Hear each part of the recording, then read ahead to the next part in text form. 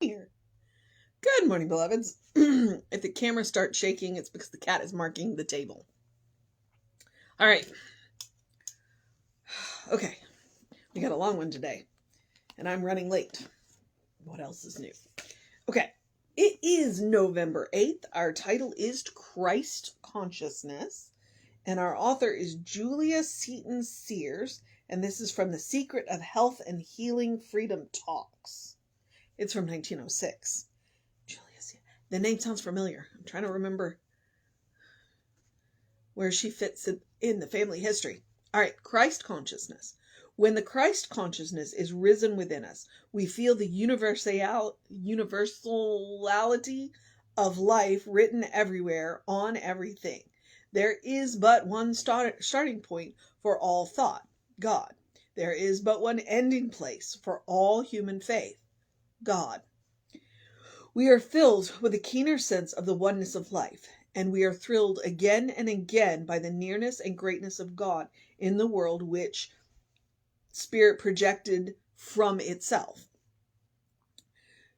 The Spirit which we sought in self-consciousness has become real and tangible, and the sense of everlasting unity is in our hearts. With this great God self alive within us, we never fear that God will ever pass away from any part of its creation.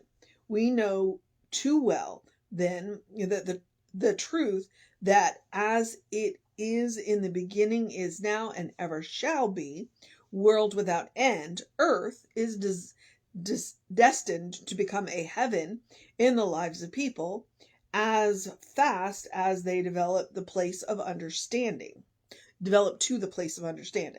and find the real holy ground within the center of their own being.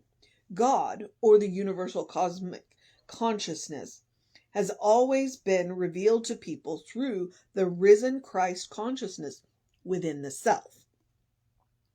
The people of old who walked with Spirit were those who had lifted their personal mind to the level of the universal mind, so that from the shores of the infinite wisdom, great thought waves of love, truth, and peace beat in on them and filled them, and their lives became a center of illumination for all. Whew. She didn't pull any punches, did she? No, she did not. What she said is, look, there's one. The beginning and the end. We are bracketed by, because all there is God. All there is God. I still can't say universality. Universality? Okay. What the Christ consciousness, and she said, the center of our own being. And I make it a point to remind you that we call it the Christ consciousness. It exists in absolutely everybody, whether they know about Jesus or not. Other religions just call it something else. But what we are talking about is the Christ consciousness. It is the awareness that God is all there is. It is the awareness that no matter where we look, God is looking back at us. It is the awareness that the spark that lives us, that breathes us, is God, is Spirit, universal cosmic conscious, divine patterning intelligence. It doesn't matter what we call it. In fact, half of the problem with religion is that we get caught up in the words. And I'm like, but they all mean the same thing.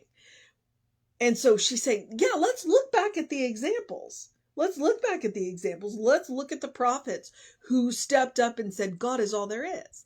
Let's look back at the people, the greatest example especially for us, of Christ consciousness is Jesus, because he walked into the world, fully knew who he was, recognized where the power came from, and wasn't afraid to use it. That's one of the things, is like, there have been a number of people who have come into this world who know who they are, but we're afraid to use the power. You know, Jesus was like, nope, I got it. I'm going to use it. And I'm going to use it in the face of the organized religion that I have grown up in that says that I can't. You know, and when the the Pharisees came at him, he's like, look, you know what? I didn't come to break the laws. I came to fulfill them, but I came to fulfill them in love. Let all of our decisions be made out of love. You know, may all of our decisions be made for love. And that's why social justice is part of our, it's part of our core of who we are. It's like, yeah, we want to make decisions. We want to feed the hungry and house the people that don't have shelter, and we want to comfort the comfort the hurting, I guess is the word I'm going to use. Christ consciousness. And, if you go back and looked, the Buddha was using the Christ consciousness too. He just called it something else. By the way, there's been 27 Buddhas at least. So, but he's using the same consciousness. He said the middle way, not the aesthetic way, not the, I'm not going to deny myself everything, and I'm not going to indulge myself in everything. I'm going to walk the middle way. Well, Jesus did too. Jesus walked the middle way.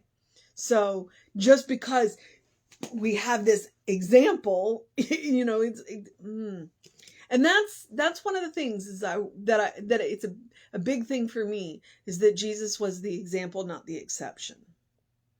To remember that he came here to teach us how to do it. All these things that I do and more you shall do. He said it. So, all right. With this great God self alive within us, we never fear that God will ever pass away from any part of creation. All right. That's the Christ consciousness. The Christ consciousness. And the cool thing about it is every time you step into it, it gets a little bit bigger and it gets a little bit easier. And so it's like practice, practice, practice. It's like any muscle. And that's the Christ consciousness. It's like you already have it within you. And the password activated is love. I say that on a regular basis. But the more you step into it, the more you practice it, the bigger it gets, the easier it gets to put on. And then, when the Pharisees come at you and say, but you can't do that, you can say, watch me. The way Jesus did. Watch me. It's like, yeah, I can. Because the power comes from the source. The divine spark that is you. The source of your own being. That's what the Christ consciousness is. The source of your own being. That's why I talk about at the end of these videos, I always say, peel back the layers of who you have been told you are. Let go of who culture has told you, religion has told you, society has told you, gender normatives have told you, people that know you have told you, people that don't know you who have told you, forget what the news and the magazines say about who you should be and get to know who God knows you to be. That's the Christ consciousness, getting to know who God knows you to be. And the one thing that God knows is love. That's why I say the password to activate the Christ consciousness is love. All right. That was a good one. That was a good one. I commend to you Julia Seton Sears. Look her up. That was from 1906. I'm sure she's got, and what was the title of the book? Because now I don't remember. The Secret of Health and Healing Freedom Talks. All right. So I commend to you her. Look her up. I'm sure that there's other amazing stuff just like that in there. I'm always down to talk about the Christ consciousness. I love talking about the Christ consciousness, but I do have to get on with the rest of my day. So the mission today, should we choose to accept it? Oh, she had a really good line in there.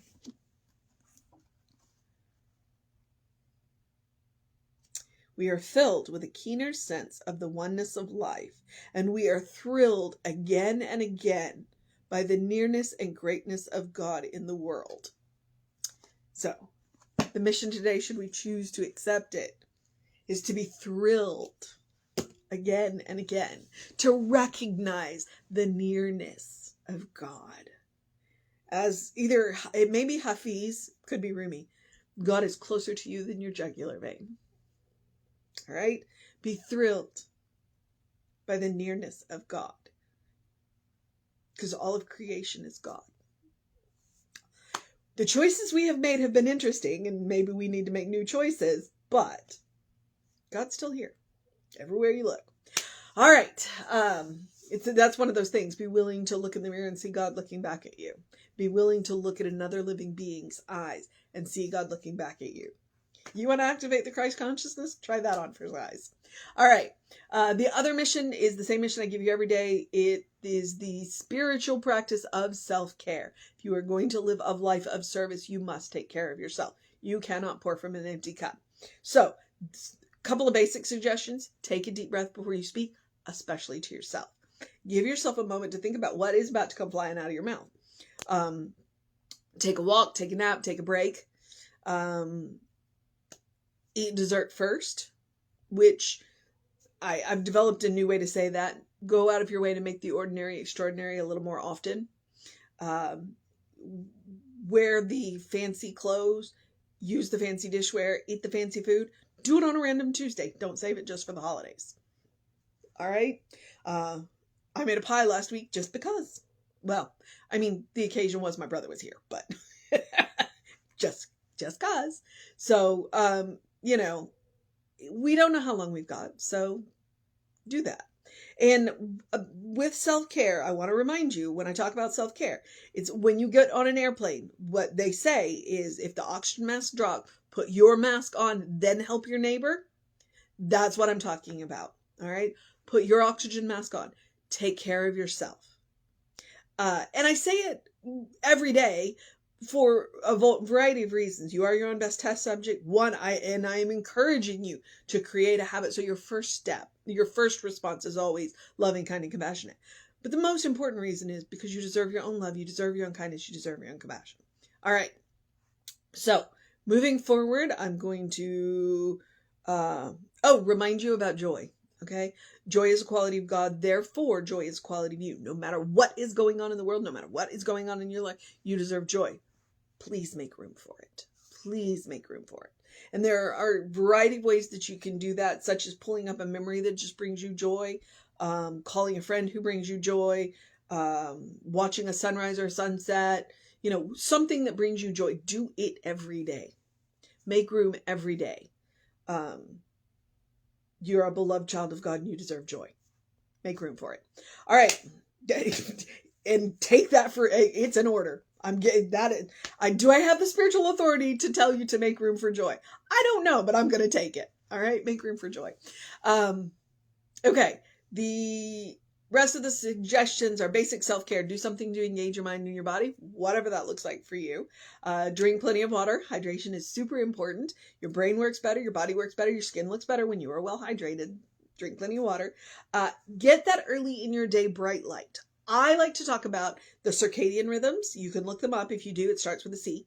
And when we get 5 to 10 minutes of bright light first thing in our day, it helps to reset those circadian rhythms. If you can get sunlight, or if you have like a sun lamp or a seasonal affective disorder lamp, that will also support your vitamin D levels, which affects your immune and your mood and your thyroid and your bone health. So, it's like, well, I'm not joking about the self-care.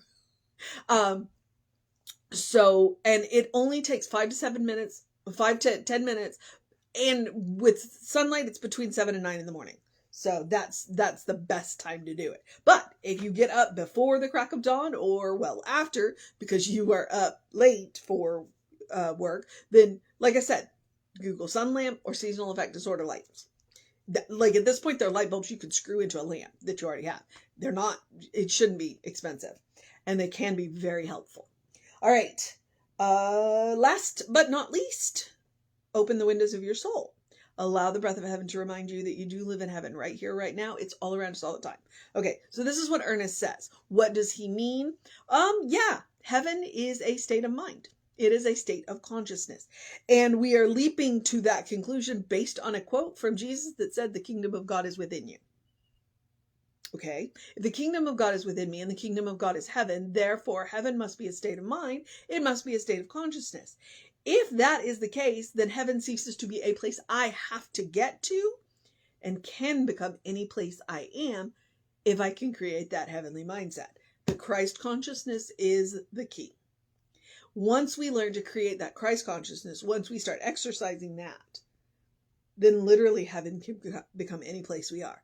We become islands of peace. We become islands of calm in what can be a messy and chaotic world. And then we become safe spaces for people to rest.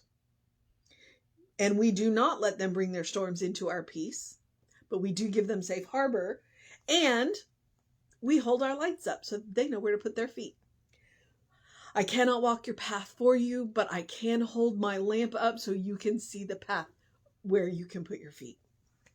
That's what's asked of us. That is all that is ever asked of us, to hold our lights up so that people can see where to put their feet.